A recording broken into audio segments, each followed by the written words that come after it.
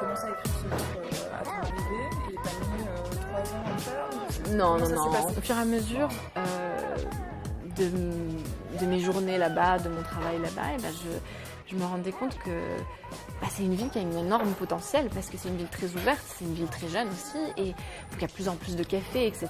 qui s'ouvrent, des fast-foods aussi, des lieux culturels aussi, des galeries. Et donc je me suis dit, il y a un grand potentiel et malheureusement les touristes, ils prennent Téhéran pour une escale et ils s'en vont à Ispahan, Chilas, qui sont des villes magnifiques.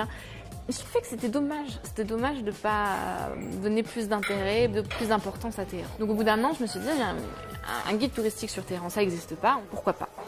Et ce qui m'intéressait surtout, et c'est pour ça que j'ai contacté du coup l'édition Ikari, donc collection Vivre ma ville, parce que on raconte pas Téhéran comme un guide touristique tel quel, on raconte Téhéran à travers ses habitants, et c'est ces habitants qui nous présentent la ville et qui nous donne une vision globale aussi du pays et des problématiques du pays. Tu fais d'abord le portrait de personnes intéressantes que tu as rencontrées et via les portraits de ces personnes-là, tu parles de lieux, ils parlent de lieux qui sont sympas, etc. Très honnêtement, par exemple, vous allez pouvoir tomber sur un café qu'un des personnages va décrire et vous allez vraiment pas l'aimer parce que ça va dépendre vraiment de son caractère, de sa personnalité à lui. Il faut se dire, il faut le répéter, 70% de la population iranienne a moins de 35 ans. Donc c'est une population très très jeune qui n'a connu que la République islamique et qui a soif de changement, qui a soif d'ouverture internationale, qui a soif de voir des gens comme nous et de vivre un peu plus normalement finalement, de pouvoir faire les choses plus librement et sans se dire il peut m'arriver quelque chose. Parce que nous on va forcément considérer ça un petit peu comme un pays dangereux. Est-ce que c'est une fausse image pour moi? Complètement.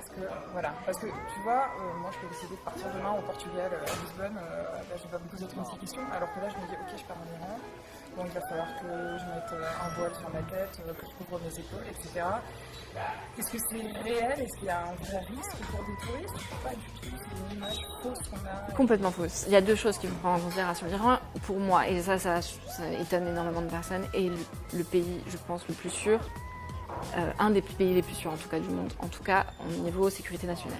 En tant que Française ou en tant que n'importe quelle nationalité, il faut mettre le voile, il faut se couvrir. En tant que femme, il faut se couvrir. En tant qu'homme, il ne faut pas mettre de pantalon court. Il y a des règles à respecter. Mais au-delà de ces règles-là, tout se passe très très bien parce que vous allez être en communication avec les gens en fait. Vous allez être en lien avec les gens, des gens qui sont ouverts, des gens qui n'ont rien à voir en fait avec leurs responsables politiques et qui justement ont cette soif d'ouverture et ont soif de parler avec l'étranger. Finalement, la seule chose à laquelle il faut faire attention, c'est ramener votre argent liquide parce qu'il n'y a pas de carte de crédit sur place. Donc c'est pas possible. Si vous vous retrouvez à court d'argent, vous n'allez pas avoir d'argent. C'est un peu ça le problème.